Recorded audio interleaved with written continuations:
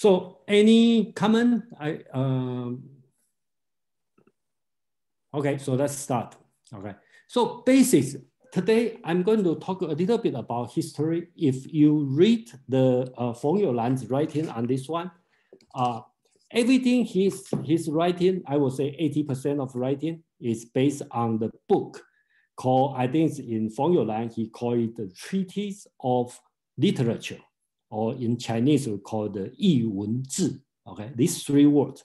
And I don't want to take these three words easily, because these three words is important. Yi Wen Zhi, that's an important book. So I like to use this chance before we go to the Yin-Yang school, give some history tradition, okay, of Chinese culture. I think that's very important. So everybody know, this one, I show this chart for many times. Basics that show the history of Chinese, or you want to say the history of something happened in this land, in today's China. So the oldest, usually we trace from the so-called Yellow Empire, okay? And we took all the day to the person you familiar, Mao Zedong, it's about 5,000 years. So during this period of time, they all have orthodox historical record, book, okay? Keep the record on that. So each dynasty, okay, have its own history book. And the writer is not the person in that dynasty. Usually after the dynasty being overthrown, the next succeeding dynasty, they have the people write previous dynasty's history. And this one being considered as orthodoxy, the orthodox history. Okay. So of course we can argue how accurate, how impartial of this history is that recorded right? That's another question. But traditionally, we have Chinese have this kind of history. So if you go back to philosophy reading, you will find out Chinese philosophy book is very little compared to Western. If you read Plato, Aristotle, you will find out that's humongous writing. But Chinese only have a few writing. But when you go to history, Chinese have a lot of writing about history. So after we finish the warring state, you will find out most of philosophy, we will find out in the history account. So that's what I want to mention. So from this one, I don't want this one become a history meetup, but just give a brief idea what's going on. So the first history book we call the Records of the Great Historian from Sima Qian. He kept record from Huangdi all the way to the warring state, Qin dynasty, and Han dynasty. Okay, the early Han dynasty. So that's the first history account record on the great historian. I think myself and Pin also mentioned this book many times, because a lot of so-called six famous school is coming from this one, the Sima Qian and the Sima Yan, the son and the father, they write this book. And then after the warring state, Qin dynasty, they come with Han dynasty. Han dynasty, we can consider that the two sections because there's a discontinue on that. So roughly about 200 BC to the 1st century, that's what we call the Western Han, okay?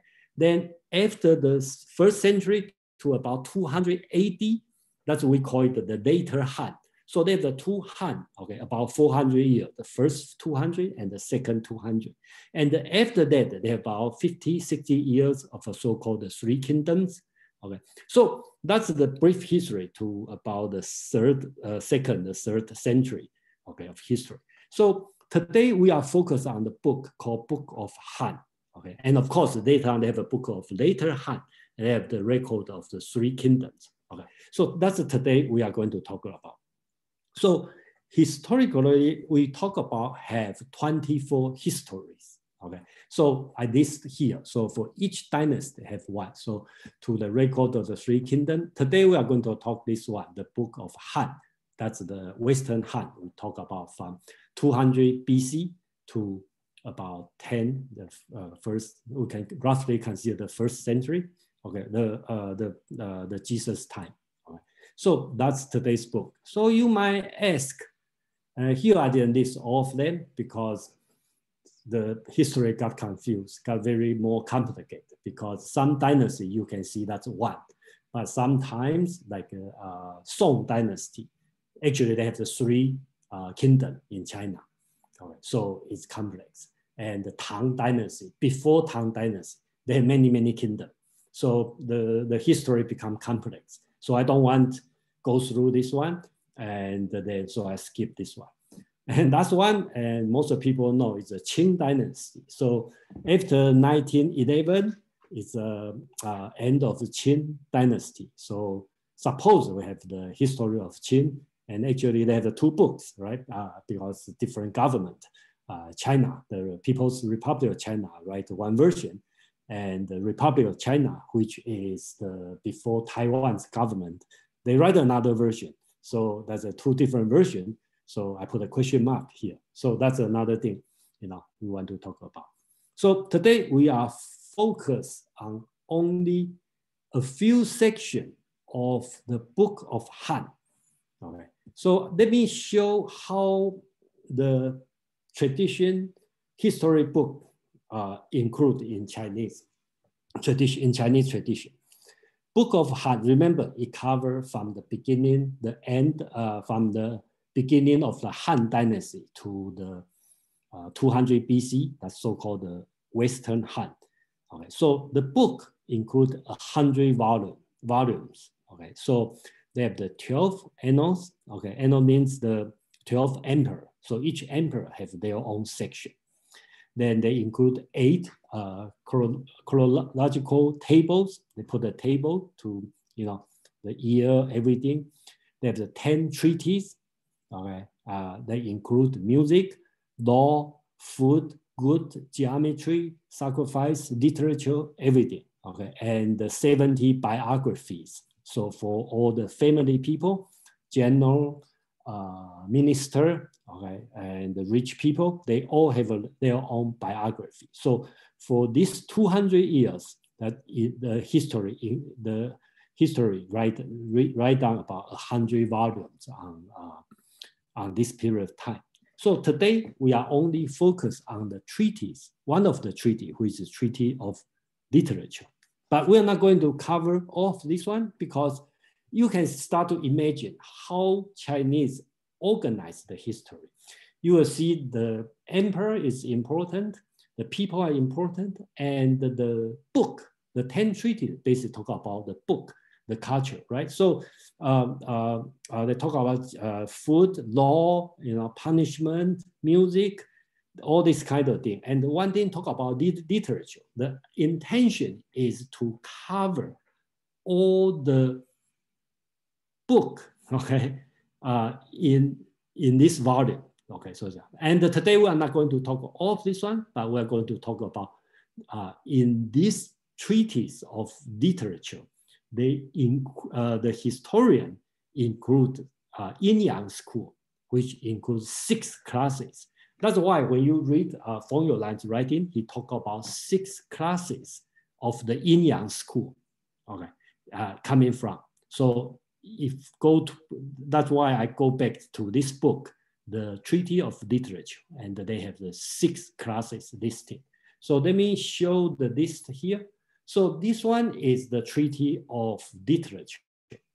So basically, you can look at how traditional ancient Chinese organize the book. Okay, think about the library. So there's how many scrolls they have, and they have a different family. That means a group of writer, and they classify of different kind. So the book including literature, they include the Confucian's writing, because Confucian teaching become orthodoxy for the dynasty. So Confucius has put a different set category. The point and writing, this one, and the military, and the herbal, technology, they all put in one category. and they put astrologer and diviners in a separate category, and they have 6 of them. And that's what we are going to talk for today. That's Feng YouLan called it the Yin-Yang school, and probably the traditional name called it the Yin-Yang school. And according to Book of Han, treatise of literature, they have the 6 classes in the in this writing. So I will assume, does anybody have any question? And I just want to make sure, to this point, we are clear on where are we going to start from the history. Yeah, I just have a quick question. The Book of Han is actually basically written from the Han, the government of Han. They employ the historians to write, so it's more like a court historian, or is it written by a third person? And yeah, I got your question. Okay, so let me answer this one. People don't write their own history. Okay, so but Chinese always have the official keep the record. Okay, so for example, every day, okay, the emperor behavior, they all keep the record. Okay, including which wife, which lady he sleep with each night. Okay, so that's also important. Okay, and all the ministers, the report, okay, everything they keep record. Punishment, okay, they all keep the record. Everything they keep record. But that's not become a history. After the dynasty finish, so if you know the Chinese history, let me about on the first century, the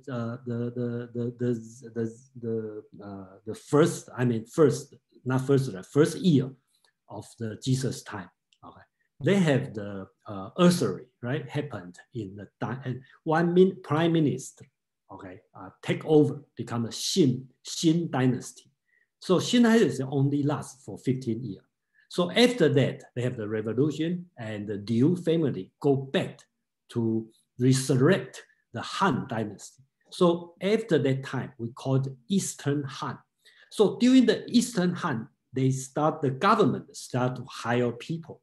The person is Ban Gu. Okay, he start to write the previous, okay, dynasty history. So how does he write it? He collect all the royal record, studied, and of course it cannot be finished by one person, but they studied and reorganize and write 100 volumes about the history. So it's happened every 400-500 years, because when the dynasty is over, some are short, some are long. When it's over, the new dynasty, the first thing they are going to do, they are going to conclude, okay, what happened on the previous dynasty. And they have a political reason doing that, because they, unlike in Western, in the Western Europe, or in the most part in Europe, the power of king come from God. So we have a divine power. But in China, there's no such a divine, only have the general speaking heaven. The emperor is the son of heaven. But how can you become an emperor? Okay, your father is not emperor. You kill the previous emperor and you become an emperor. So they have the legitimize this thing. So history, without the Bible, in Western, you can find the Bible because this. But Chinese doesn't have this kind of thing. You have a Confucius teacher. But importantly, you find the history because, right, they did something wrong. So by the command from the heaven, so they should be over. Then that's my turn. Okay, that's the new. So concludes what's wrong on the previous dynasty, and then that's a new start. So that's the purpose on that. And we will touch on this one. And that's also important in the Yin-Yang school. And thank you for asking this question. I hope I make it clear. Yeah. I just have a quick second question. because the emperor, as we know, in Chinese is by mandate of heaven. Is that why the court, the Book of Han, they actually emphasize the astrologers and diviners? Because actually in court, they actually use some of these divinations. Yeah, that's true. But it's not only in Han, it's on every dynasty. Because that's the thing about this way. I read, many years ago, I read the writing from the Sima Qian, okay, or Sima Tan, his father, okay, the first historian, okay, the great historian writing. He talked about his job is his job is keep write down everything happen on earth and on the heaven. So everything happen on the star moving, that's also important. So if you open the real book, the historian writing, you will find out, it say this year, okay, they have the earthquake in some place, okay, the emperor decide to do something, which general got killed, who got promoted, then all of a sudden you will see this star move to this direction and close to that one. So to the historian, they are the same thing, right? Because something happened on the east, something happened on the ocean, something happened on the heaven. So they all keep record. And eventually, people want to find out is later on become important, especially in Han Dynasty. Something happened in heaven. It's associated to something happened on the earth. So if you read the Romans of Three Kingdoms, you will see when they lay out the strategy, they also look at the star, okay? So that's also important, okay, in this way. In today, we may say nonsense, but during that time, they consider, without knowing much, gravity or everything, they think that's important. And that's also related to today's talking about Yin-Yang school. So any other question? I just want to make sure, we are clear on where we start. Okay, so let's move on. So Feng YouLan lists 6 classes of, he called occult art. Okay, so I'm not sure. That's my first question I will ask, and you don't have to, you don't need to give me answer now, but probably later. So he called it occult. Okay, and I kind of, when I read this one, I kind of think about is in the Western, probably the mysticism, okay, or sometimes we call orphicism, okay, or sometimes I think it's very similar to Pythagoras, okay, because Pythagoras is not just mathematician, right? Because he also become a school of religion, Pythagoreanism. That's a school, it's a lot of mystery on there. So I think this one is very similar to Greek time, the Pythagoreanism. Okay, so that's just my personal feeling, but of course, you probably have a different idea. So I would like to know. So just quickly go through these 6 different schools. So first is astrology, and second one, almanacs, and that's how Feng YouLan call it. I think it's more makes sense to call it the calendar science, because Chinese calendar is kind of complicated and, in my opinion, advanced. So, and the 5 element, that's the thing, probably most of people heard about this. I probably will spend some time. And number 4, I decide to use different translation because I should call it 占卜, okay, which is a little bit different than something definition happen in the other place. Basically use brass and the turquoise. That's a tradition, and Feng YouLan explained that. So number 5 is a divination. That's a general divination, just like the question Alex asked about why you keep all this one, because Chinese try to find out because we all want to know what's going on in the future. So the best way to do is look at the sky and study what happened before, and hopefully we can find something happen in the future. That's the expectation. And the number 6 was study of Feng. That will become today's Feng Shui. Okay, and probably most of people heard about this name. Madeline, please, you have a question?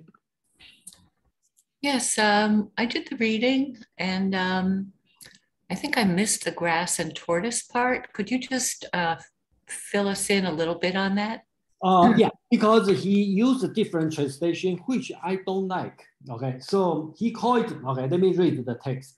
He said the force, right? Okay, the force is divination by means of stalks of milfoil plant and that done with the tortoise shell or shoulder bone of the ox. Okay, that's he's talking about the number 4. So he called the divination, and the number 5, he called the miscellaneous. I think he calls the miscellaneous, or he called the miscellaneous divinations. Okay, and the 6 is system of form. So I kind of changed his translation because I don't see number 4. You should call it the divination. Okay, because it's a very special, and that's why I call it the zambu or grass and tortoise. Yeah, I will have a further explanation. I hope you got it. Do I answer your question, Madeline? Yes, thanks. So it would be the arrow. It would be the arrow sticks and the turtle plastrons. Okay, thank you. This is number 4, and then I will show you the reason because I go back to the original text. So I think that's the proper way to call it. Yeah. So sorry for a little bit confused. I'm not 100% follow what Feng YouLan writing. Even I think he did a wonderful job. But I have my own opinion. That's why I go back to the Treaty of Literature. And then I start to quote the text, and then I think that probably better way to organize. So that's just the note. So any comment? Okay, so we are going to talk about these six schools, and then when we have time, I'm going to talk about Yi-Jing because that's also part of that, the Book of Change. There's no way to cover too much on the Book of Change. I think I did last year, the one time, and we can do one more section on that if people are interested. But you know, that's the plan on that. And just like to let you know how people study Yi-Jing, the Book of Change. Last week I attended to one of my friends. Okay, asked me to join a Yi-Jing study. Okay, that's in San Jose area. Of course, I joined in Zoom. So I think the lecture, okay, lasts for 2 hours. They just, Yi-Jing had a 64 hexagram, and he just talked about one, and not finish, only just like 1/3 of that. And he said that's impossible to finish in one day. So you can see how big in some people's view, how big of this book, but it could be, we can also finish in 10 minutes. So I just give you the idea of people with different expectation on the book. Hugh, please. Yeah, my question, I actually have the Book of Changes. Okay.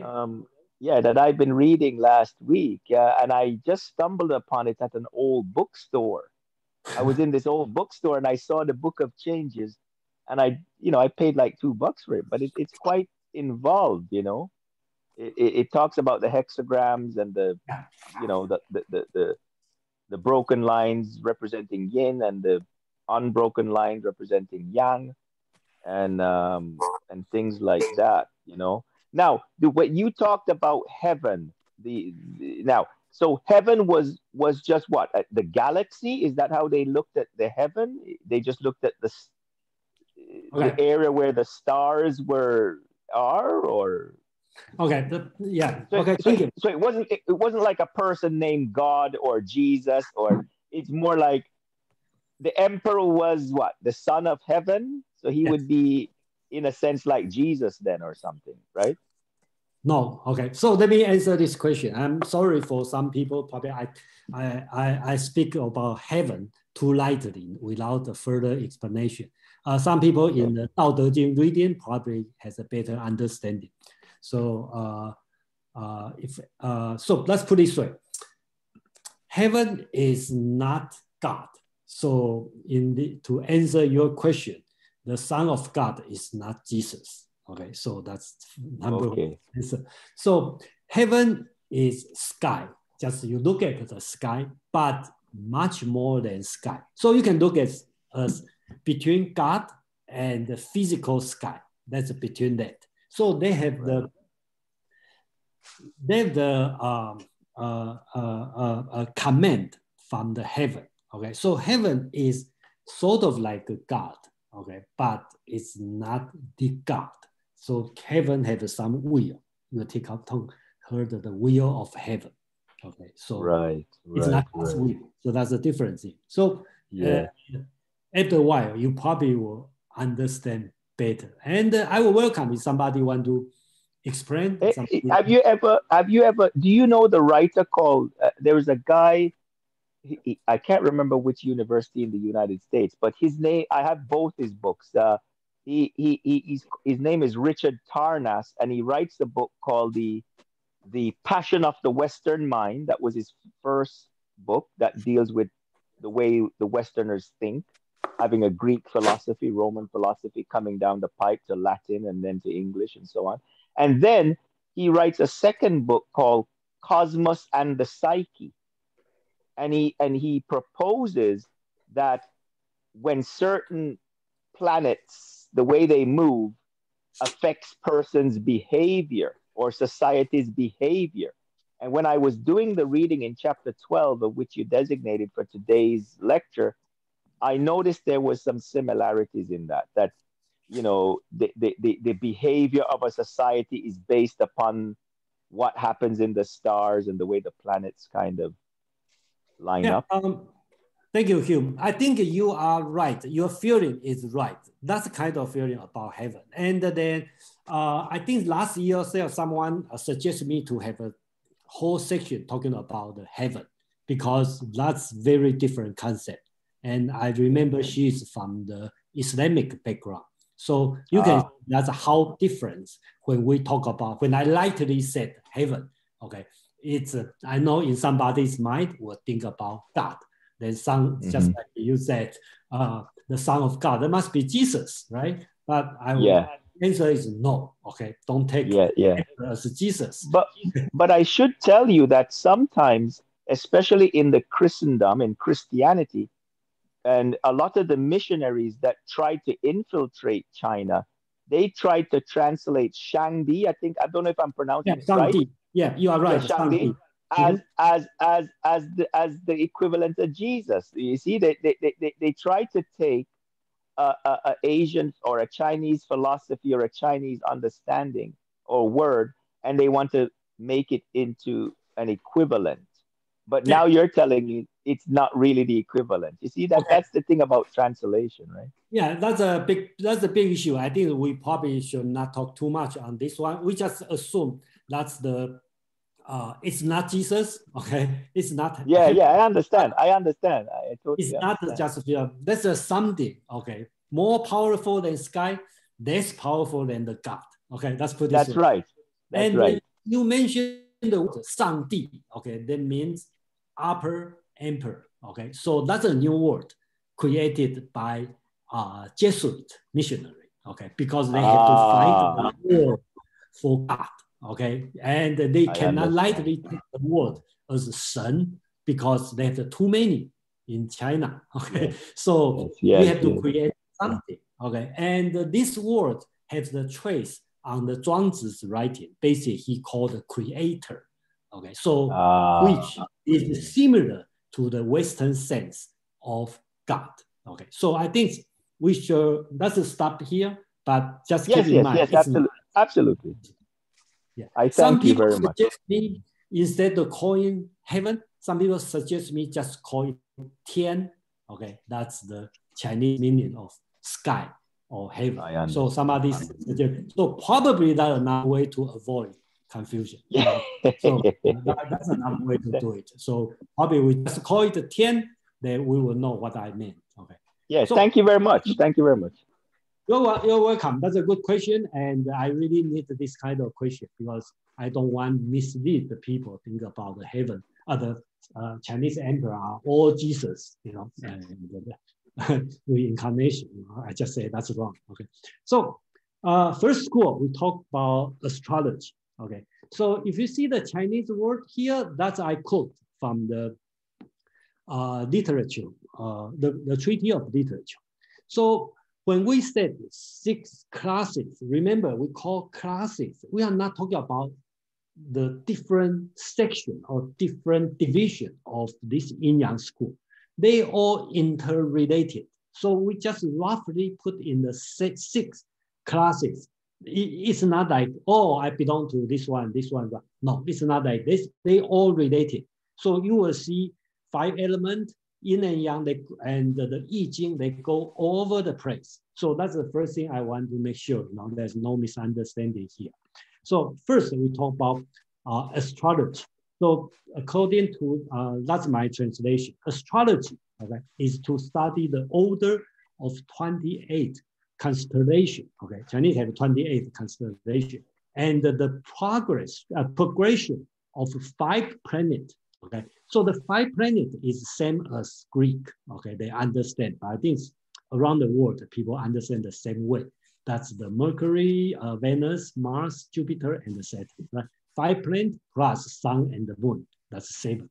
In order to keep record of the manifestation of fortune and the misfortune. So remember, the movement of the 28 constellations and the 5 planets and Sun and the Moon, their relationship will tell us something on the Earth, fortune or misfortune.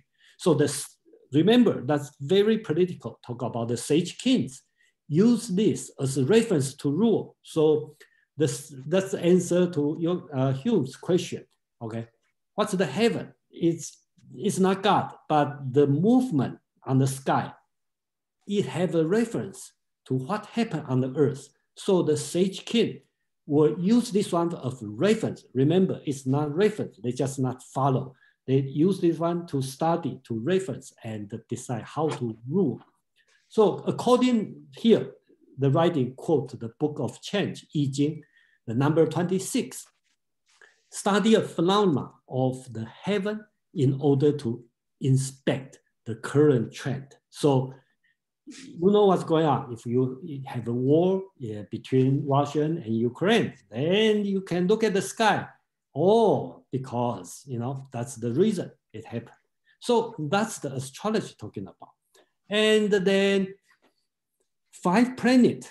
I think let me remind about the 5 elements. Okay, we will talk about 5 elements a lot. Okay, that's the water, metal, fire, wood, and the earth.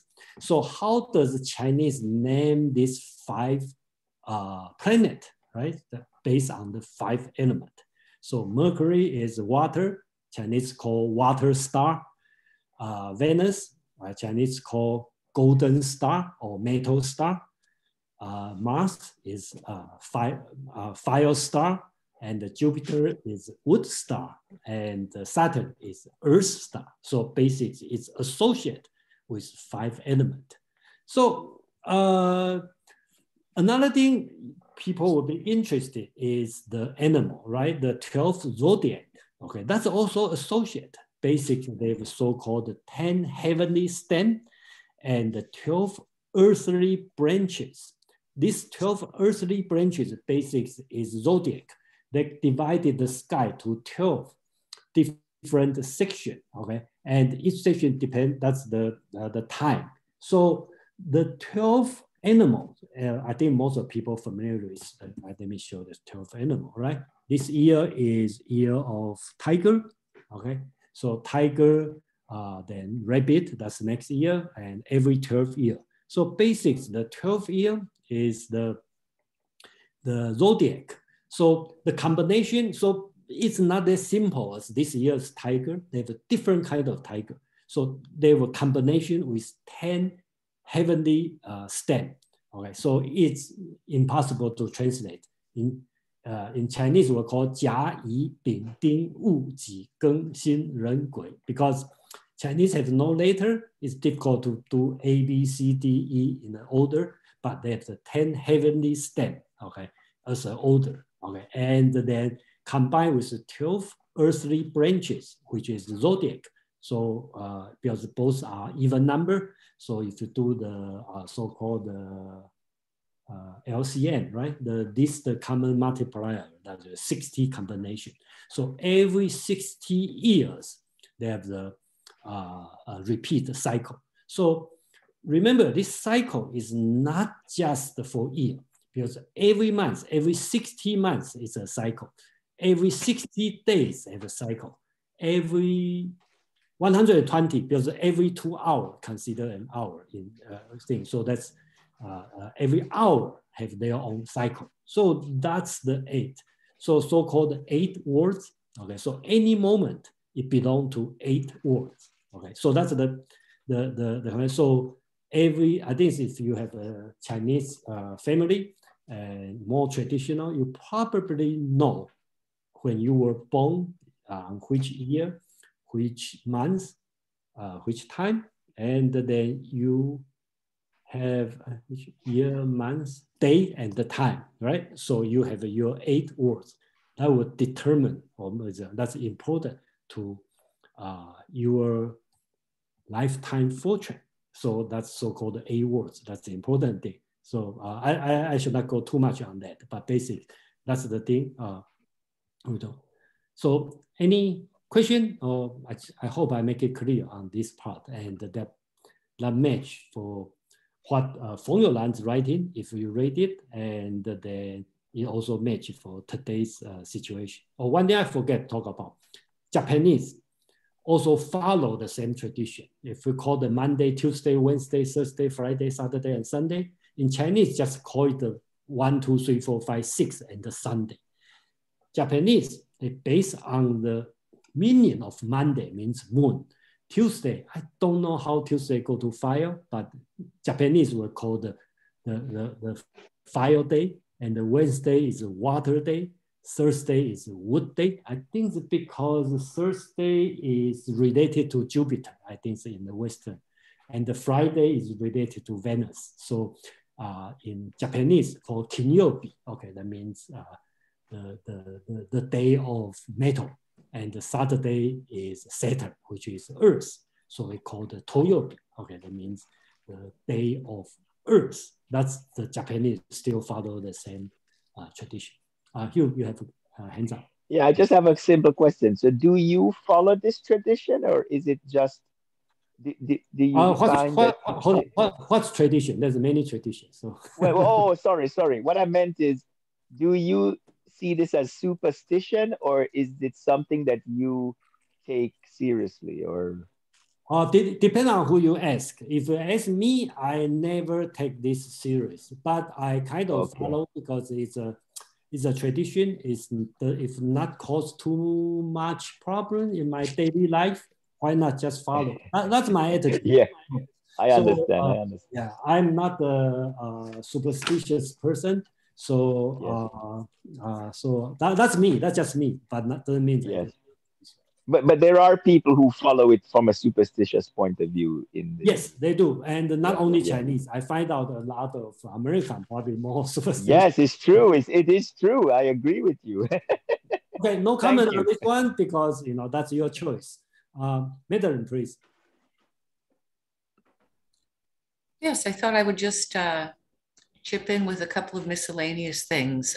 For those who are confused about the stem and the branch, okay, please. It helps to think of the world as an upside down tree or upside down plant. So the stem is coming from heaven and the branches are down here on earth. I believe that's the gist of it.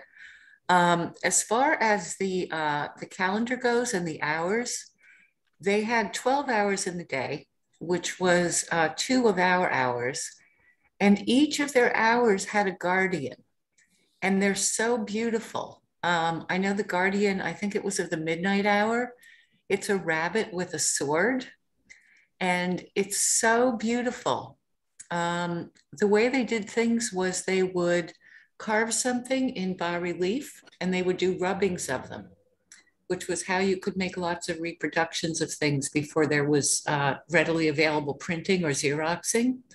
So if you just look around online or in Wikipedia, something like Chinese Guardians of the Hours, you will see that each of these hour, 2-hour units had its own god who was taking care of it.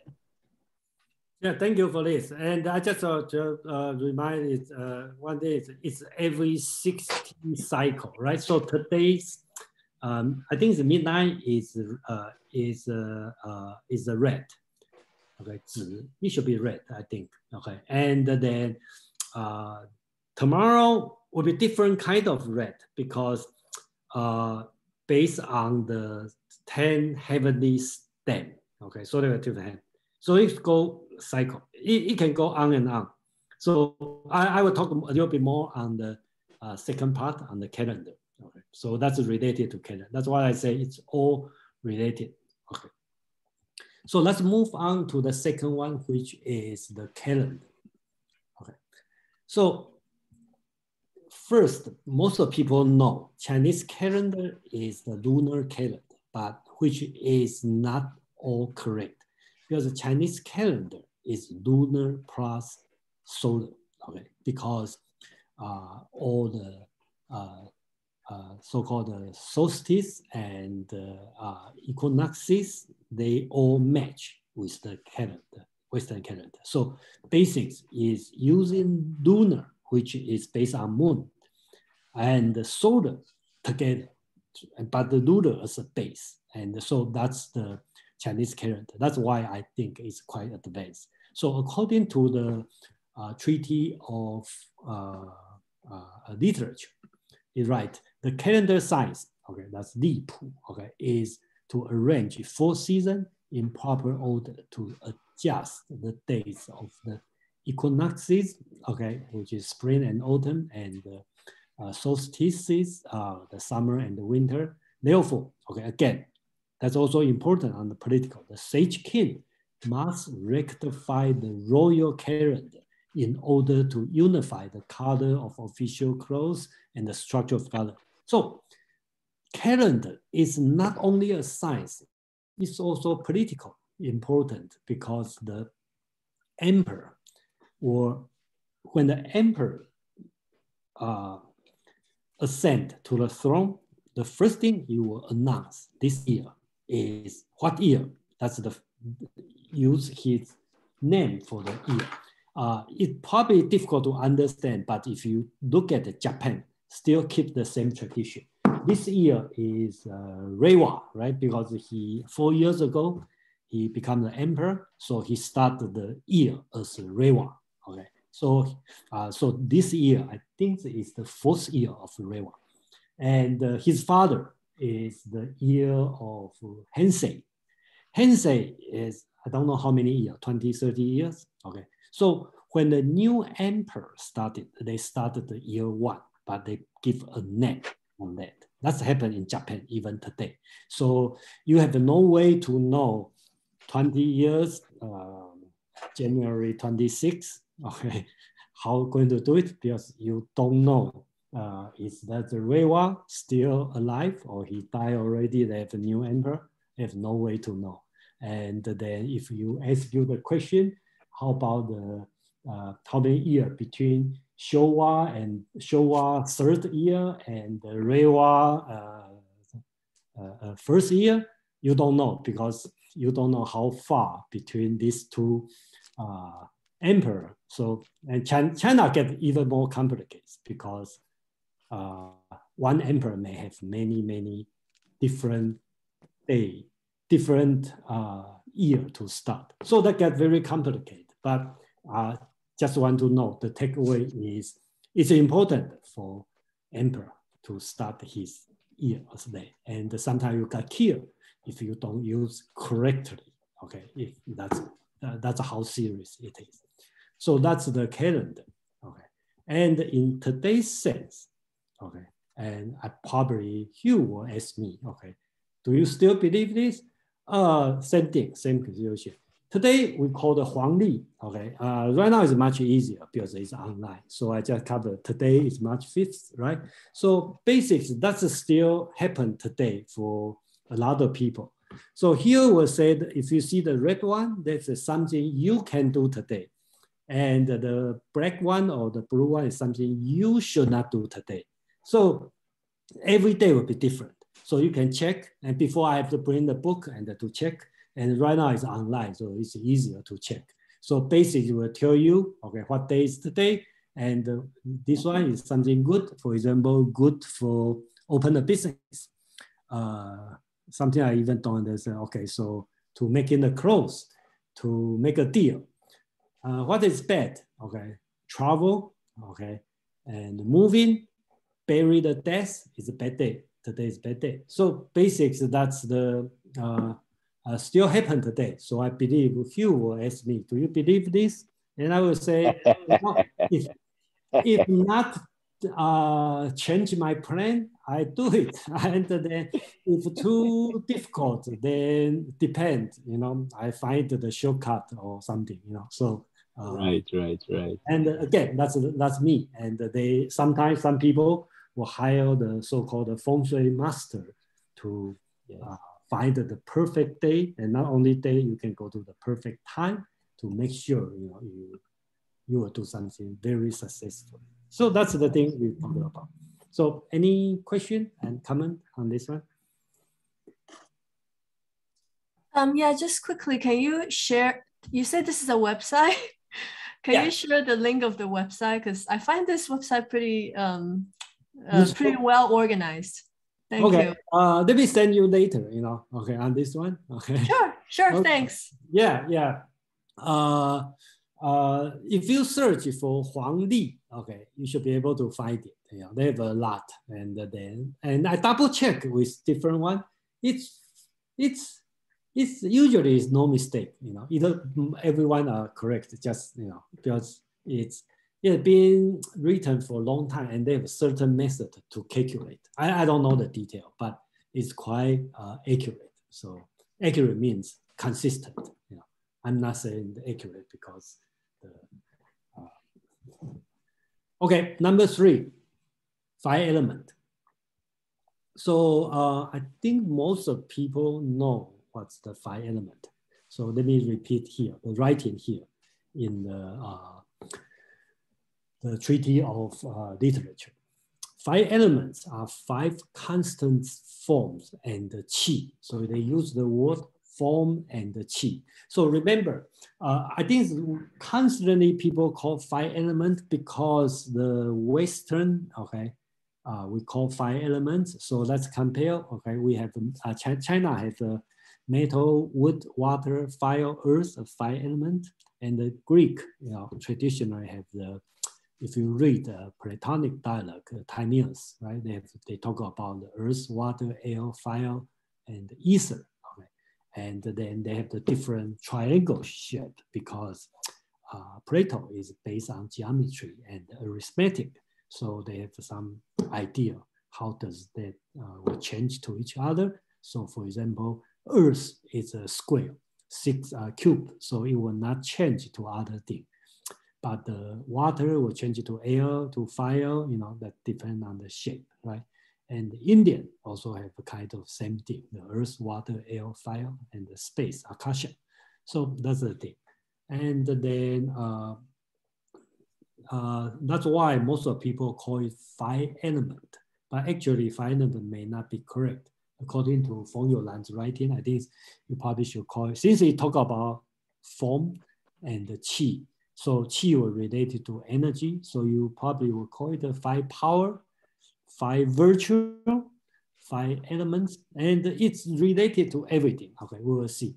Okay, so the reading, the text writing is this: the order and the disorder of 5 elements, and the appearance and the disappearance of 5 planets are all caused by the law of calendar signs. They also begin at and end with these 5 virtues, 5 de, okay, they call it 5 wu de. Okay, so here in the text, it's called 5 virtue. If you're familiar with Dao De Jing, that's de, okay. So not Dao, it's de. So this one is 5.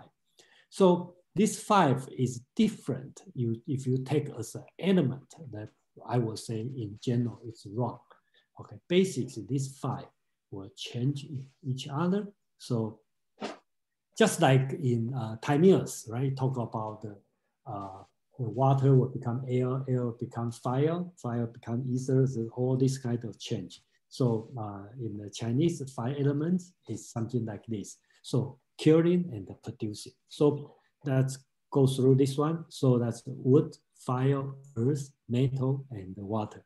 So wood will produce fire. I think logically you can think about, you can burn, right? After burning the fire will produce earth, that's the ashes. And from the earth, you can find the metal, right? And from the metal, after you melt metal, it becomes water, okay, liquid. So basics is a cycle, and the liquid will produce wood because you need water to grow something. So that's the cycle to produce. So wood will produce fire, fire produce earth, earth produce metal, metal produce water, water produce wood. That's important. Okay, please memorize it. Okay, and then they all kill each other. So look at the wood will block or kill the earth. Look at this arrow. Okay, and the earth will block the water. So we call the earth will kill the water. Water will distinguish the fire. The water will kill the fire. Fire will melt or kill the metal. Metal can cut down the wood. Wood can block the earth. And that's the cycle again and again. So there's the 2 cycles. One is they can produce each other, and the one is will kill each other. So that's all 2 cycles are running. And if you want to be serious, you should memorize this one, because when you go to history, go to medicine, Chinese medicine, okay, they all important here. So any question? Any comment on this one? So let's move on. So I just make a table here. Okay, so just the purpose is just that you know it's not that simple or 2 cycle. Okay, the 5 element I call it, even it's not a proper name. Chinese called 五行. Okay, 5 movement. Probably that's a thing to call the original meaning. So they're associated with different color. Okay, so important. You will see why it's important. Metal is white, wood is green, water is black, and fire is red, earth is yellow. That's 5 different colors. If you look at the Feng Shui, okay, that's the direction, location, okay, because metal is on the west, wood on the north. If you look at the map of China, right, on the north, that's more forest. On the east, that's water, that's the ocean. On the south is fire, because in the south of China it's hotter, and the earth in the center. Okay, so that's the location if you talk about Feng Shui. It's also related to season, right? The metal is related to autumn, wood is spring, water is winter, fire is summer, and earth is midsummer. Okay. I don't know what's the logic, but that's the related to. Related to the food, okay, they also have a different flavor. Metal is spicy, wood is sour, water is salty, fire is bitter, and earth is sweet.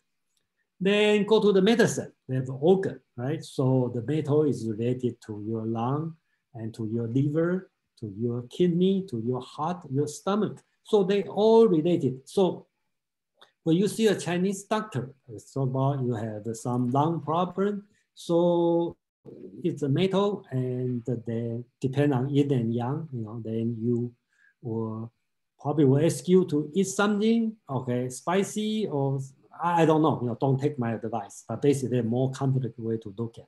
And I just oversimplify everything. So basically, that's the logic running behind the Chinese medicine, the logic running behind the Feng Shui technology. So that's everything related, Wu Xing, so the 5 elements. Alex, please. Yes, actually, as a Chinese, I have personal experience with fortune telling, right? So can you go back up to the last slide? I just want to explain a little bit how they do it. So they say that when it comes to relationships, like, if you're a fire element, then you should not go out with somebody who is a water element, because it would be conflict, right? And also when it comes to career, can you go down to the next slide? So that's how Chinese people basically interpret it, this kind of, how they use it. So if you are a fire element, let's say you're born in the summertime or autumn, closer to autumn, then, you would be good that you wear the color red and south. And if you live facing the south, then you'll be good for your career, for your home. And especially with metal, then metal means, basically money. So you can go into business or banking. So that's kind of how they interpret this kind of into our real life. Yeah. Yeah, so, thank you, Alex. And actually, probably more complex than this, because what Alex said about just one school, right? There's a different school. They probably tell you differently. Some use the 12 animal to say like, oh, you are rabbit, you should go with horse or something. I don't know what's the reason. So there's many things. They have this kind of logic behind, and then some people use the hexagram, okay, to do that. So there's many things, and there's no one school we call it the correct, but basically there's many things about this. So thank you, Alex, for bringing the thing. But one thing I like to mention here, I don't know how many you read from the Feng YouLan's writing, which is actually very important in the history, if you know this one. So let me give you the so-called philosophy of history. Remember, we start from the yellow emperor, okay? So we consider, okay, remember the 5 elements. So the yellow emperor is earth, so which the color is yellow. After yellow emperor, they have, that's before the spring and autumn, they have built the spring autumn in the Zhou dynasty. So let's go through this one. Yellow emperor, later they have the Xia dynasty, then they have the Shang dynasty, then they have the Zhou dynasty. Zhou dynasty is the time, Confucius time, spring and autumn and the warring state. Then they have the Qin dynasty, because remember they used the legalism to unite all the China, so become Qin dynasty. Then we have a Han dynasty. So let's use the first few as an example. So the philosophy of history go this way. The yellow emperor belong to earth. The earth, the virtue of earth. And so they wear yellow. Then when the Xia, okay, take over the yellow emperor, so remember the wood will block the earth, right? So they should go with wood. Wood will kill the earth. So the Xia, the color is green. Then after many years, 400 years, Shang dynasty take over Xia. So what will take over wood? That's metal. So metal kill wood, right? So metal, the color is white. So they wear white as their official clothes. After that, the Zhou dynasty take over Shang dynasty. So what will take over will kill the metal? That's fire. So fire will kill the metal. So Zhou dynasty use color red as their official color. Then the history goes this way because it gets more complicated, and then they have a warring state, 7 major states fight each other. Eventually, Qin dynasty unite China. So Qin is water, because water can kill the fire. So the Qin wear black. After 15 years rule of Qin, very short dynasty, Han take over Qin. So what can take over water? That's the earth. So the earth will kill water. So the Han will use the color yellow.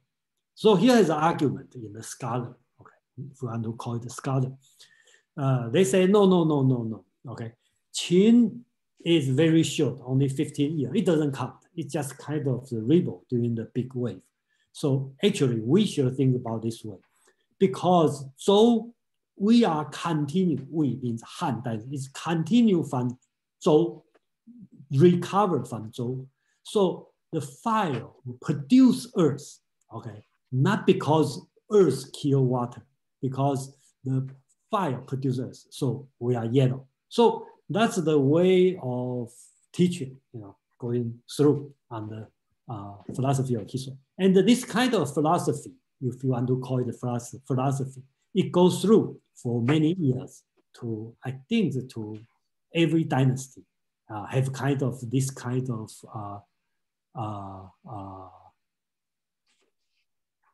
for this kind of logic going behind.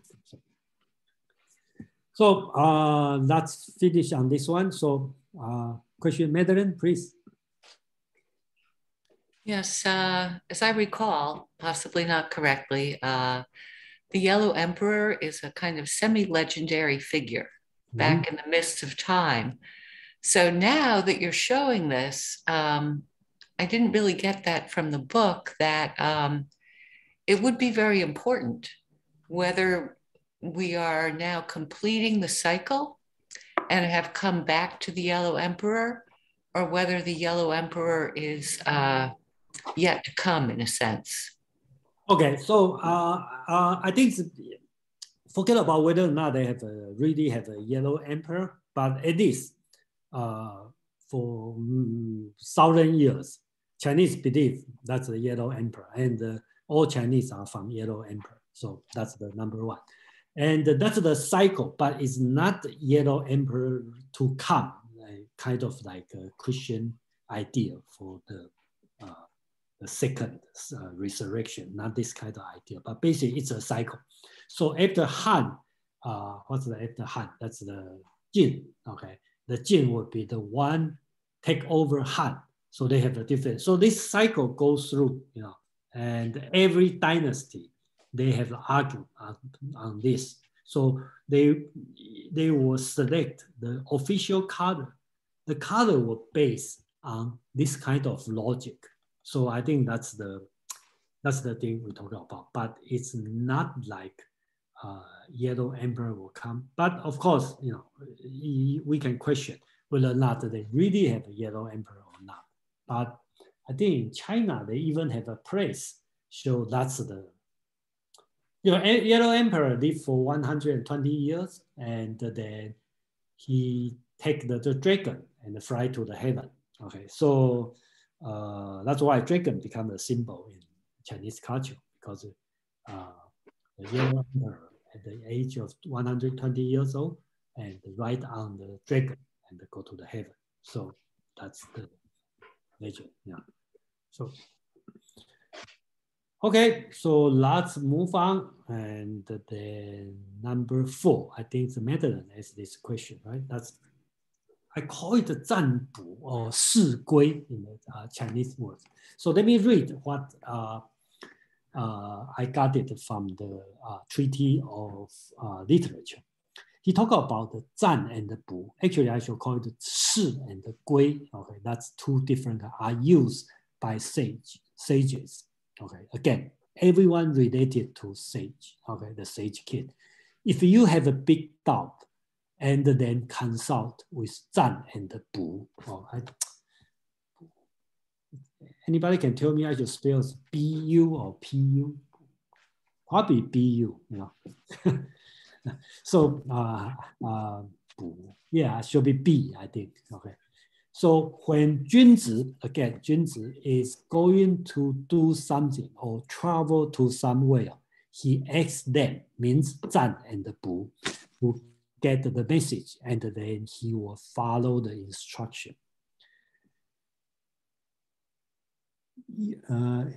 Misspell. Okay, you use 占 and the 卜 repeatedly. Okay, if you use this one repeatedly, the spirit and the deities will not. sorry, let's be sure, will not respond. So that sentence talk about if you cancel it. So some people like, I'm going to travel to New York, then I like to 占卜 to see whether or not it's good to go. But I really want to go, but I say don't go. And I keep repeating, try different way until I got the thing I want. And I say, no, it's not right. So basically, this one is talking about, I think Feng YouLan explained, 占 and the 卜 is a two different technique. 占 is this one, okay? If you so-called a 卜 is this one, is the oracle bones, okay? In the ancient time, they use the, if you go to Taiwan, in Taipei, the National Museum, you still can see this one, because there's many of these, because they use the turtle shell and the drill a hole and burn it, they have a crack, and based on the shape of crack and consider what's the oracle. Same as the use ox bone to the shoulder bone, you know, to drill a hole and then burn it and see the crack on that. And then sometimes they start to write down the message on that. So that's so-called 卜, okay? That's one technique. And another thing called 占. And Feng YouLan's explanations use kind of the stick, right? And the even number then become yin and yang, and this one. It's a little bit complicated, but today don't practice this one.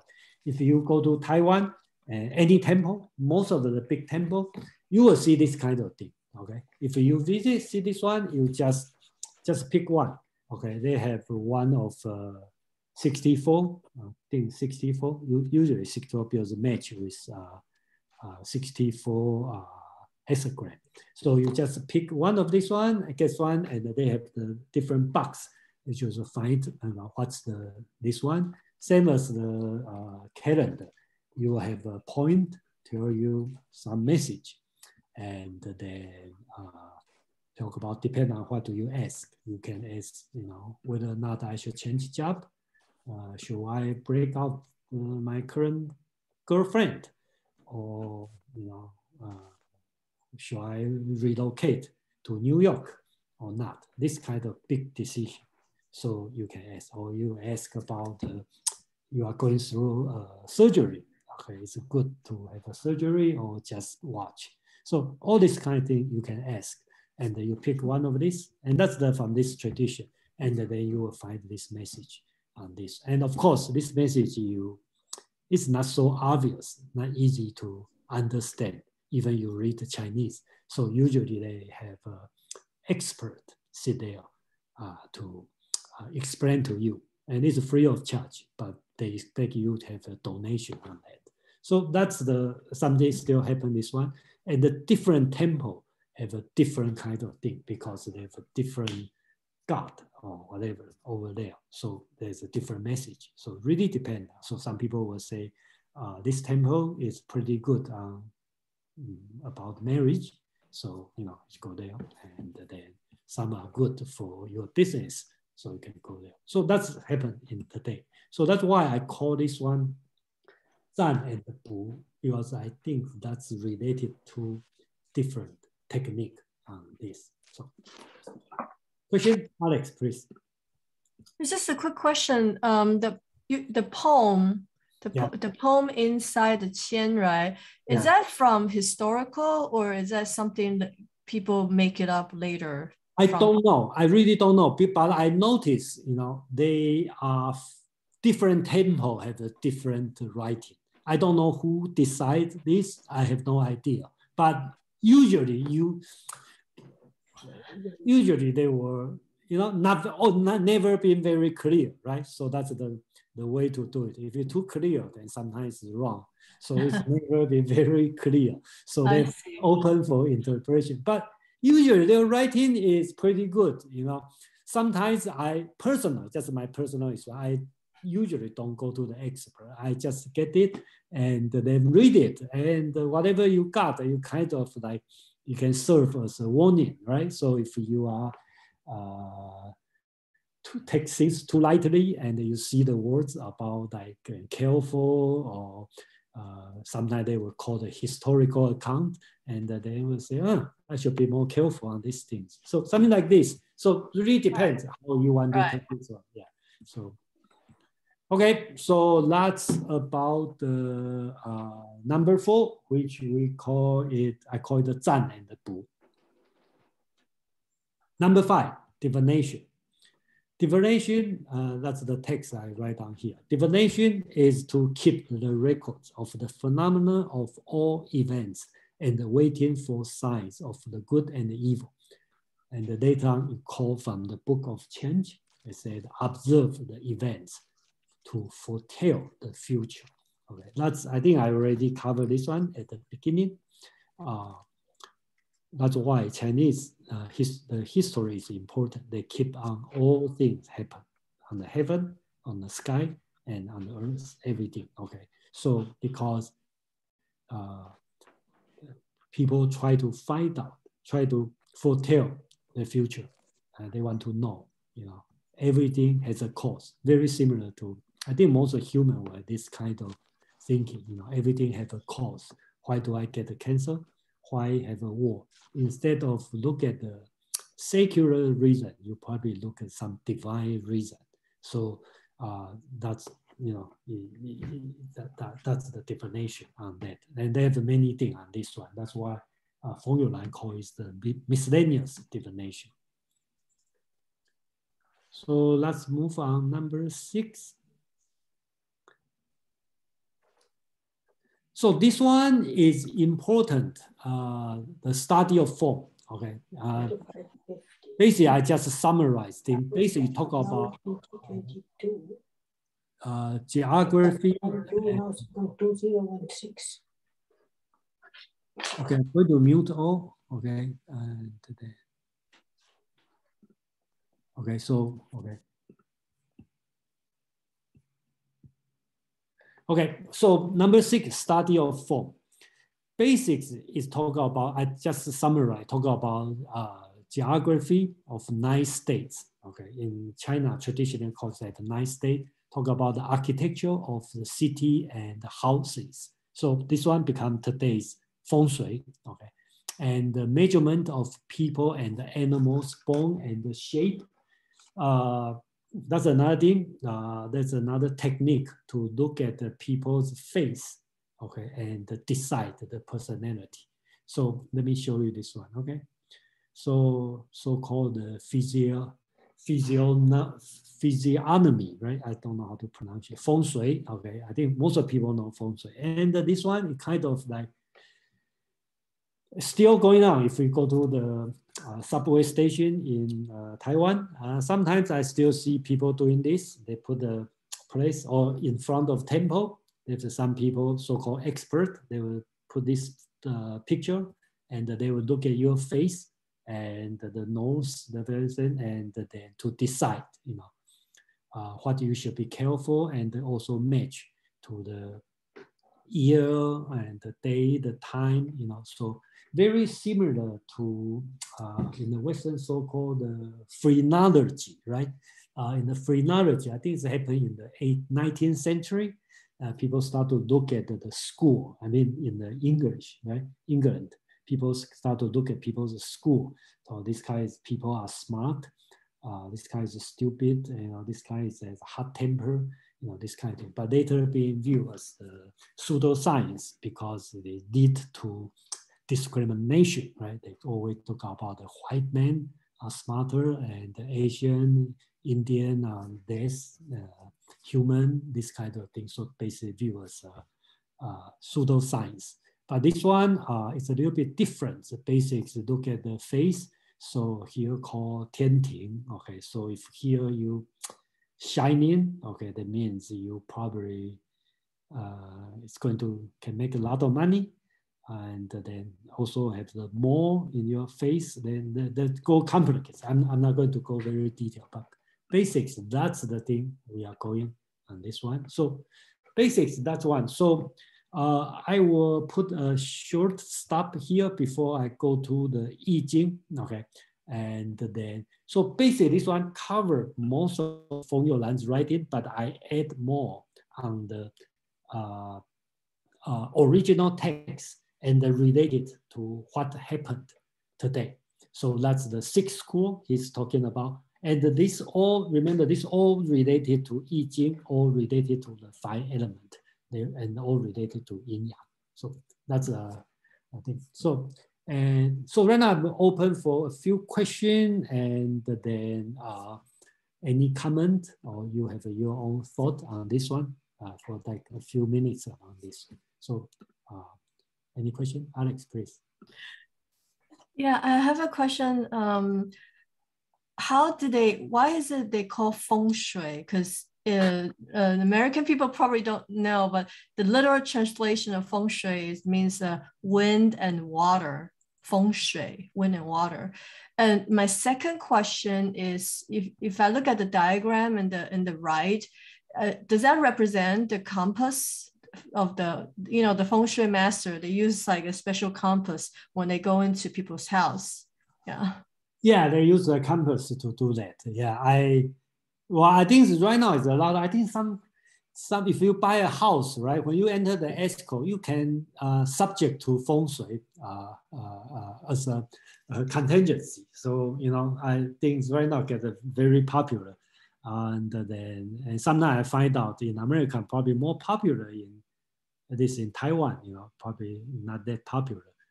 So, but put this way. Original meaning of Feng Shui, they have the ultimate goal is to achieve the harmony between human and the nature. That's why it's called the Feng and the Shui, okay, wind and the water.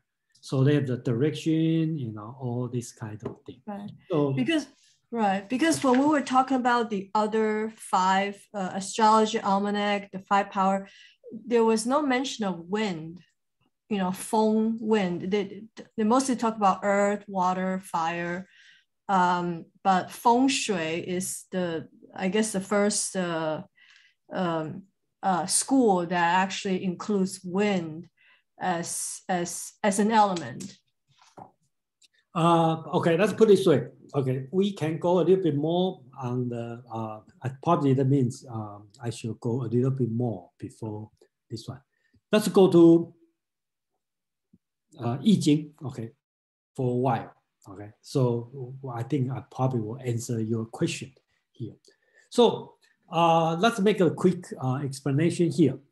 Okay, Yi-Jing, okay, for, I don't know how many know, somebody don't know. Okay, let's put it this way, Yin and the Yang, okay? So the solid line, we consider Yang. The broken line, we consider Yin, okay? So if you put 3 together, if you put 3 Yang together, that's a heaven. Okay.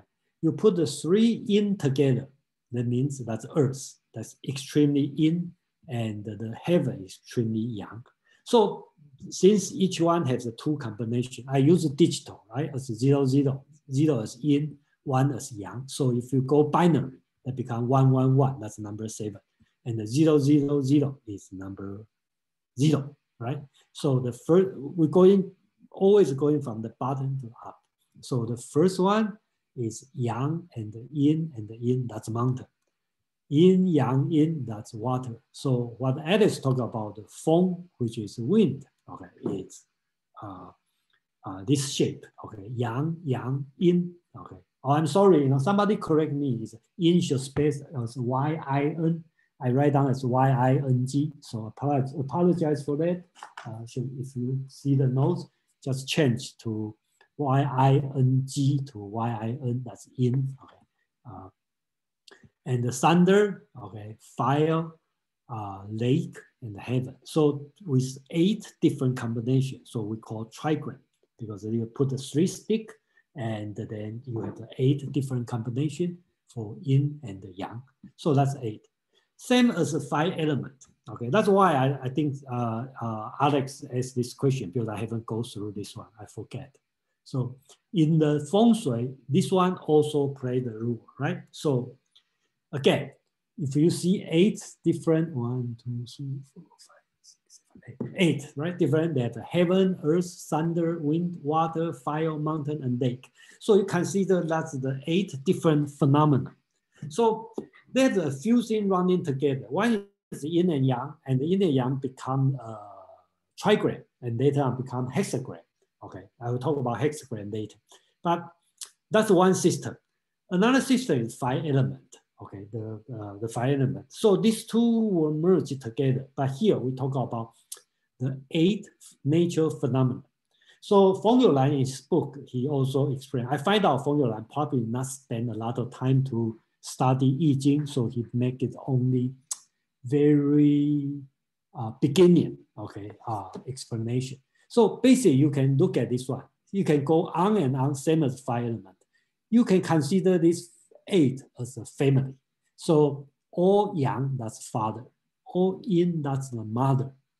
Then the thunder is eldest son, because you're going from the bottom, that's a male, female, female. So you are the eldest son.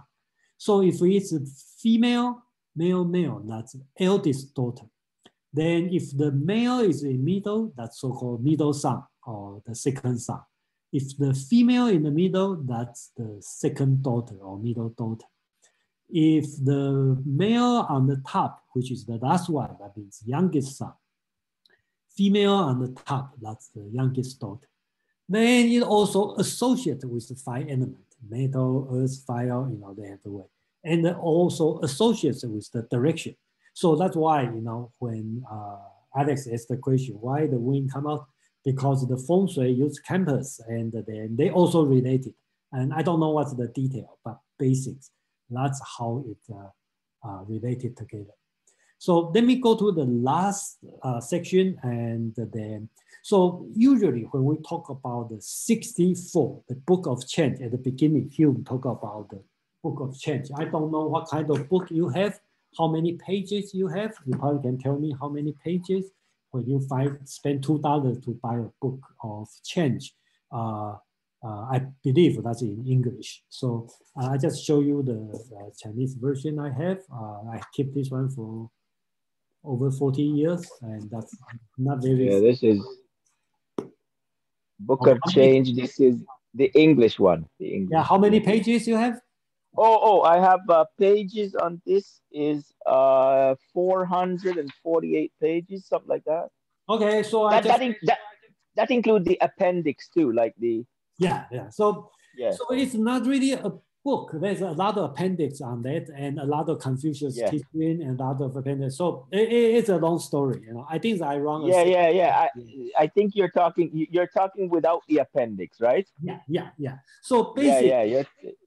Let me finish this one. So basically, if you put 8 and 8 together, there's a combined becomes 64 gua. Okay, so that's a hexagon. So that's the table of 64. Okay, so the book goes through with this 64. Each one have its explanation, overall explanation, and then each line. Okay, remember each one have a 6 line. We call yao. Each yao attached with a text. Okay, short text talk about the meaning. So the meaning will be 2 things. Roughly speaking, there's 2 things. One is talking about the meaning, the phenomenon of this one, so-called xiang. Another one is tuan. That means they have the lesson. They have a moral lesson on this. And some people say that because the one sage king write it, some people say that Confucius write it. So basically each line. So you can see 64 gua, okay? And each one have its own meaning, and each one has its own lesson. Most likely the moral lesson you have to learn. And then you go to each single one, okay? Because each one has 6. So you have how many? 6 times 64, there's 384 yao. That means each line. So each one has the meaning attached to it. So of course, just like a Hume's book, you can go huge on that, because each yao you can write 20 pages to explain, further find all the historical account to explain it. So when people show me like, oh, I have a book called Yi-Jing, then first thing I would like to ask is how many pages you have, because you can go like 800, 10,000. You can go as long as you want, because each one you can have further interpretation on that. But the original is just a few lines on each one. Most likely talk about the phenomenon, and also talk about the moral lesson, which is written according to tradition, written by Confucius. So I think that's a good time to stop here. We have 20 minutes left. So I will go back to discussion, and you have any question or something, your opinion, please. Alex, please. Yeah, actually, just a quick question. Out of the 6 divinations, do you know what is the historical background? Like, what comes first? Because I know Yi-Jing is a very early book, right? Yeah. So, would you say that Yi-Jing actually came before? I think the turtles divination probably came before the first, right? And then astronomy, almanac, and then Yi-Jing. Where do you fit Yi-Jing into the history? Okay, I think that I have no idea. Okay, because first, I'm not a scholar on this area, and I do not believe.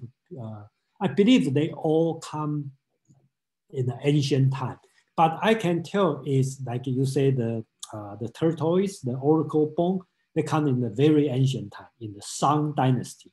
Okay, the oracle bone I show that's in the Shang and the Shang dynasty, which is very old. Okay, 3,500 years ago, which is equivalent to Moses. Okay, cross the Red Sea. Okay, so that's that old. And Yi-Jing also very old. Confucius talk about Yi-Jing, so that means Confucius write a comment on Yi-Jing. So Yi-Jing must happen much older. My understanding is Yi-Jing is happening in this way, because in the ancient time, I think Yi-Jing is, that's just my opinion. I think Yi-Jing is coming with the before the Chinese writing, because according to the historical account, ancient Chinese used the string to tie knot to show message. So I think it's pretty reasonable, right? If we don't have a language, I want to tell people, here's a mountain. We will have a common agreed, okay? Put the three string, let's say, put the string hanging on the tree, right? And one without a knot and 2 with knot. And I call this mountain. And if one with knot and no knot and a knot, I call it water. So with this one, it comes with 8 different. And then later on you find out 8 is not enough. Then you put a combination, becomes 64. And then after invent of writing, people start to, more civilized, get more complex. That's just my thought. So I think the Yin and Yang and the Yi-Jing go, you can trace back for a long time. And the 5 element, I believe is much later, because I don't think Confucius talk about this one, 5 element. Tao Te Ching talk about Yin and Yang, but not talking about 5 element. So I believe 5 element probably much later, which probably happened in the later warring state or the early Han dynasty. So people start talking about 5 element. But does they have the trace original something in the beginning? I'm not sure. So that's my answer to you, if you want to call it an answer. So we have Karen and Hugh. Karen, please. Yeah, I found this fascinating, but I also was intrigued by the questions you started out with about how much of this is tied to philosophy. And there were some interesting remarks in the chapter that I was quite sympathetic to, that there are, that the occult and science have the same roots, right? So do you think that out of any of these traditions, because there were so many great, what we would now call scientific, at least technological advances in Chinese history in terms of manipulating the environment, right? Canals, dams, there seemed to have been quite an explosion of what we would now call science and technology. Did any of it come out of the Yin-Yang school, or did they stay pretty separate? That's just my opinion. Please take this one, okay? Just my opinion. before I really look down on these things. I think that's just a tradition, cultural thing, and they just studied to for curiosity. Mm-hmm. But after I read Platonic dialogue, Timaeus, okay, talk about the four elements, how does it change, right? And I start to think about why I study this. And I really spend time to think about. Then I start to realize I'm not going to learn how these four elements, I talk about the Plato's Greek four elements change. I'm thinking about is how Greek people try to explain things. How do they respond to things? So I start to realize they have a geometry, the perfect geometry, arithmetic going on their background. So Plato used this one as perfect ideal form to explain what happened outside the world. Same situation, when we look at the Bagua or the Book of Change or Five Elements, Chinese, at least in my, according to my knowledge, doesn't have the Greek or Egypt kind of geometry or arithmetic coming up during that time. So the change of the 8 element, 5 element, or 8 hexagram, 64 hexagram, how does it rule going? Probably serve the purpose of Greek sense of mathematics. So use this one as a back to running, how they think about it. So I think that's the reason I get, at least to this moment, I kind of see this one. And I don't see, because so far I still can see people interested to use this one in the practical reason. For example, Feng Shui, or study the Yi-Jing, try to understand what things happen. At least I don't see this way. I see kind of like exercise, like when we try to work on the, let's say, partial differential equation.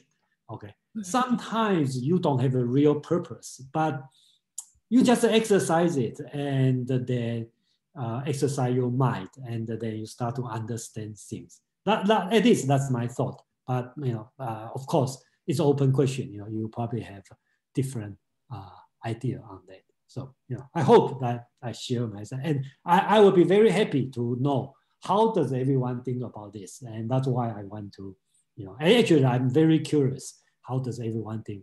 You can say it's totally nonsense. Don't talk about this one anymore, or you can tell me that's wonderful. Let's spend the rest of our life to study Book of Change, and I think that's all fine. We have Hugh, Kevin, and Madeline. Hugh, please. Yes, my question has to do with the way every so often you mention the difficulty of translation from the original language into English. Now, my question is in that regard.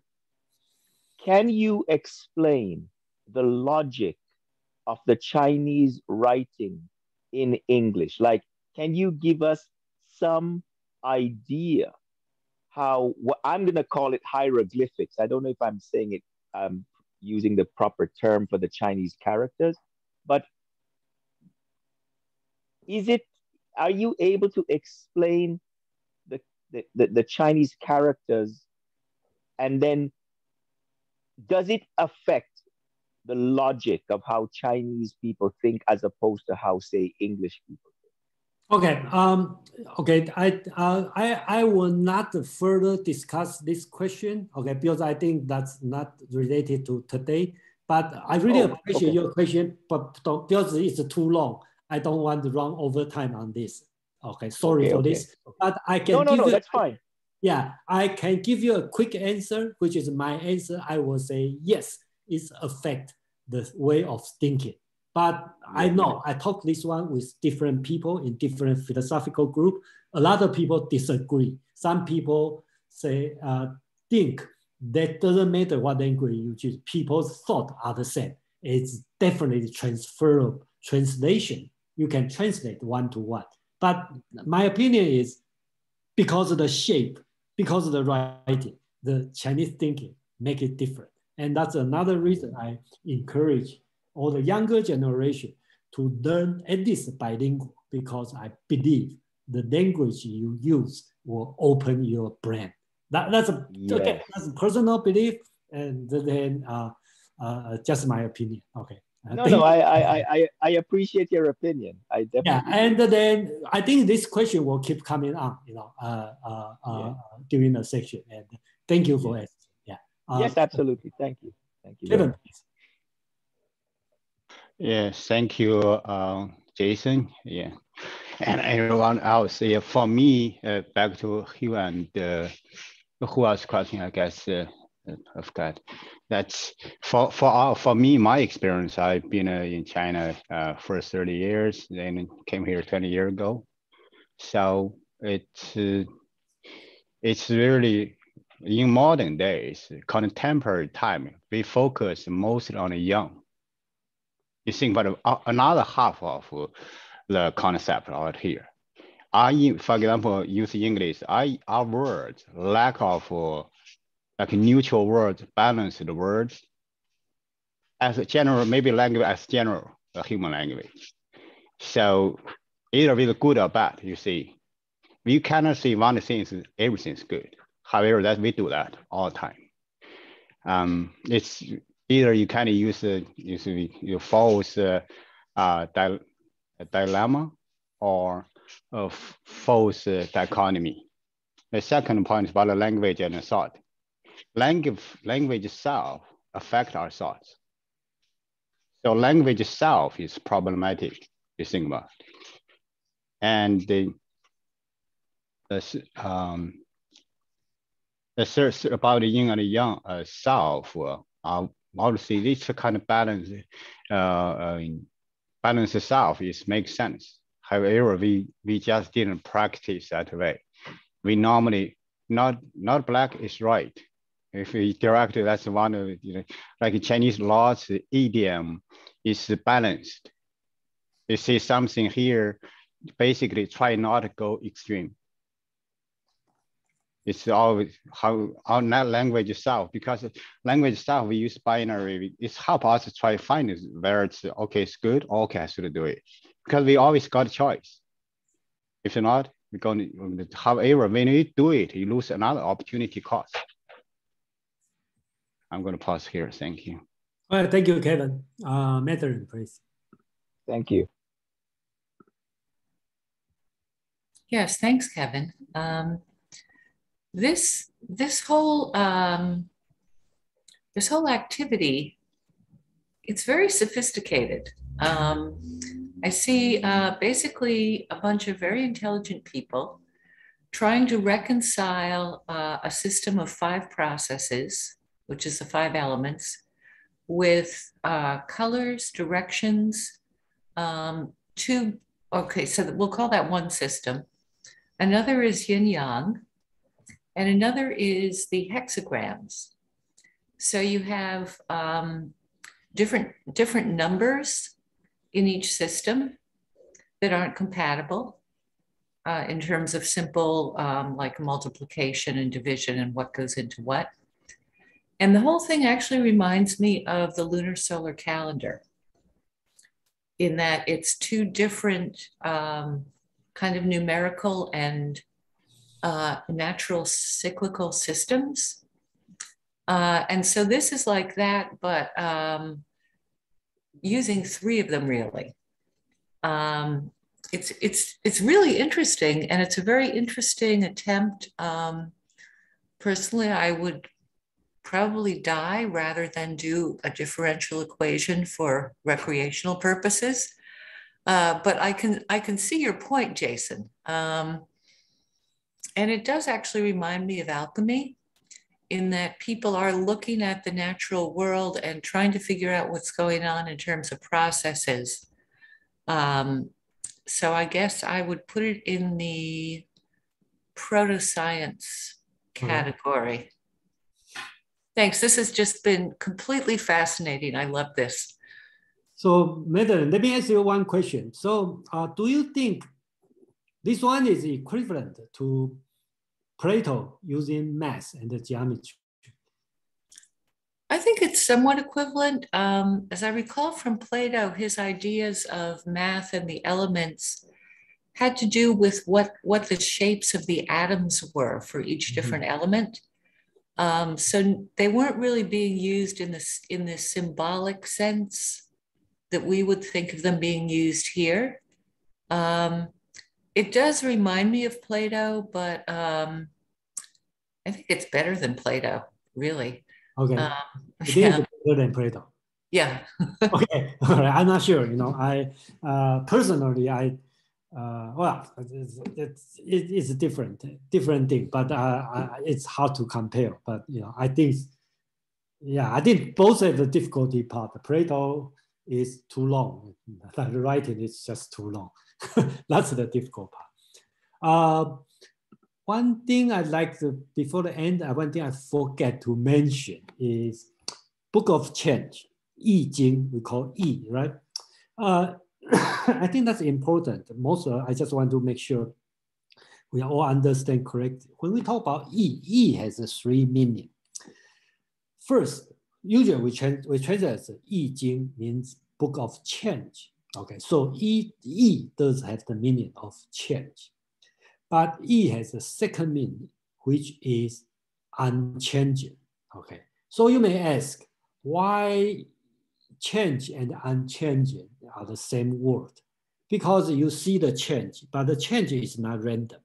So you can change, through the Book of Change, you can find the unchanging law behind it. So that's the second meaning of the Yi, the meaning of Yi. Then the third meaning of Yi is easy. So in Chinese word, Yi also means easy.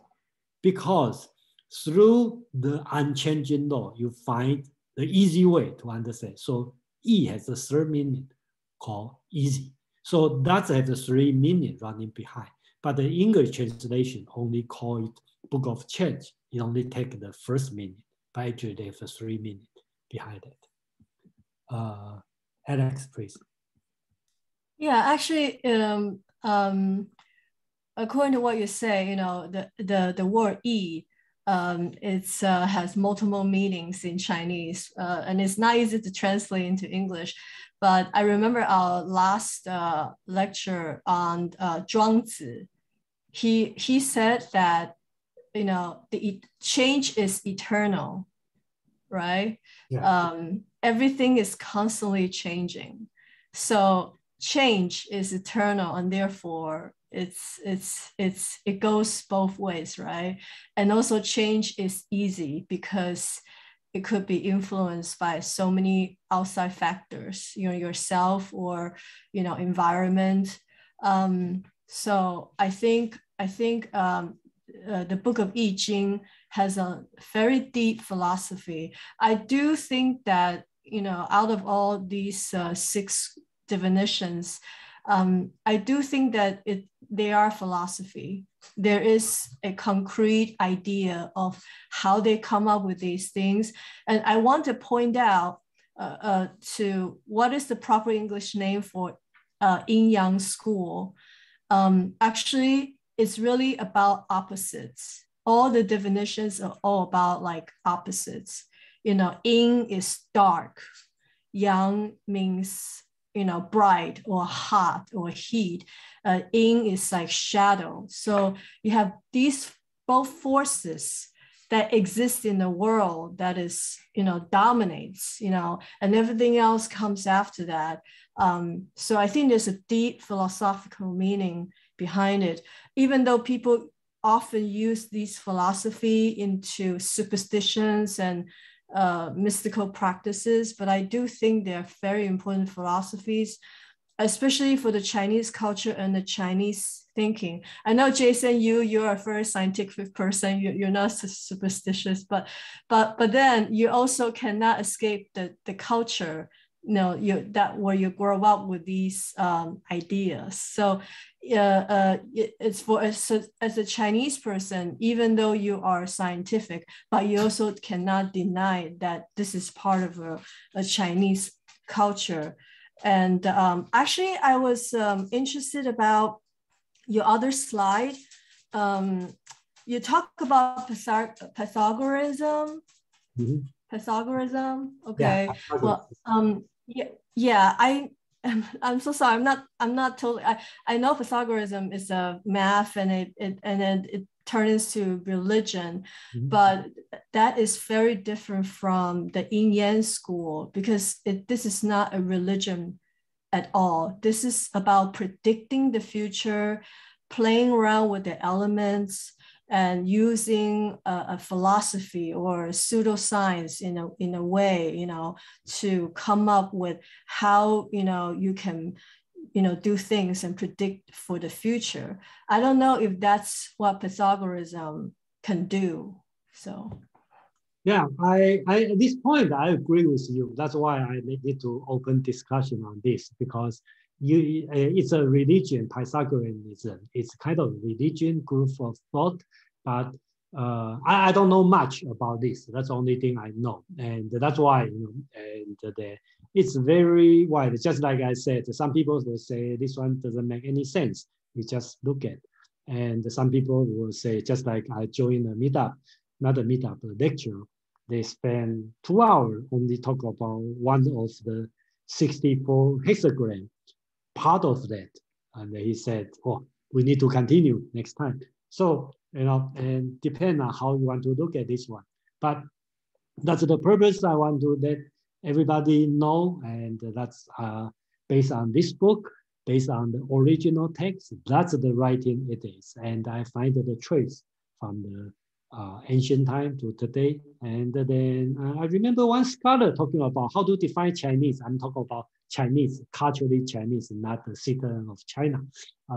If you have a 5 element running in your mind, then you are Chinese. Okay, so that's one of the definitions. So same situation, Feng Shui, just like Alex said, I don't believe it, but when I buy a house, I look at the Feng Shui. And you ask me why? Well, my parents will come, and then I don't want them to feel uncomfortable. So same situation, you will invite your Chinese friend to come. So you don't want to have a house with a bad Feng Shui. And another thing is a social, thing. So as long as we know it, then, you decide how you're going to take it. That's my opinion. Yeah, so, just one last thought. I'm wondering about Confucius, because you mentioned that Confucius mentioned about this, right? Mm-hmm. And I know that Confucians, they are well known as funerary directors, funerary officials in the ancient times. They're the directors of. So I'm thinking maybe they might have used some of these strategies or ideas behind it to carry out their funerary functions. This part I don't know, because I haven't. The reason I don't know is I didn't read anything about this. But of course, I'm not a scholar reader. All the stuff. So that's the thing I don't know, probably out of ignorance. Okay, but I don't know. But what I know is in the book of Change, Yi-Jing, there's a full of a Confucius comment. And another thing even said that Confucius said, so they must be written by the Confucius disciple.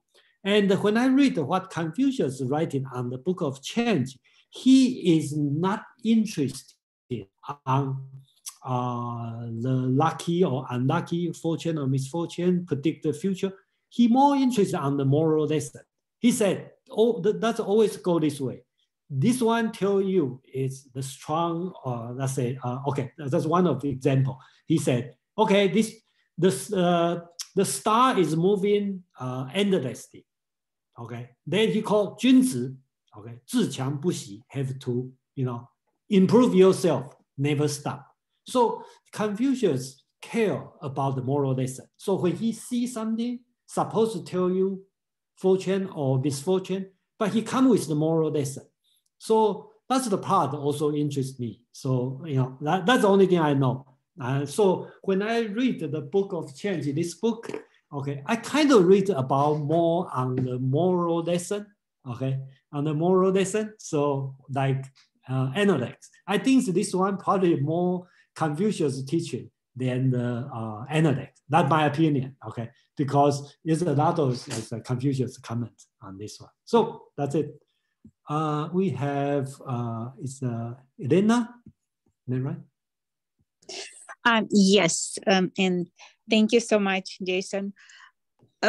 So you mentioned that if you would be buying a home, then how would you look at it in Feng Shui way?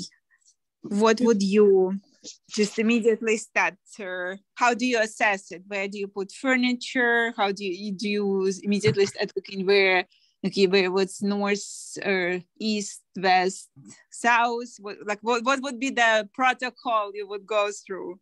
That's a personal question. Okay, so it's first, okay, it's fine. First, I'm not the person who believes this one, so actually I don't mind anything. But again, I'm not live alone. I have a parent, I have friends, I have a family member. They care, or they may care. So I kind of have to respect. So my thing is, the more you know, the less choice you have.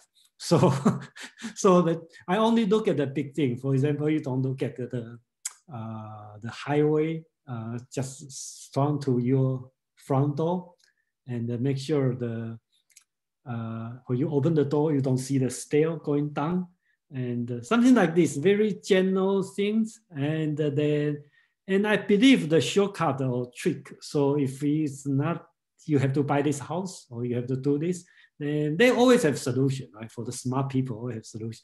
You put a mirror to reflect something, or you put something to something. So they always a way to avoid it.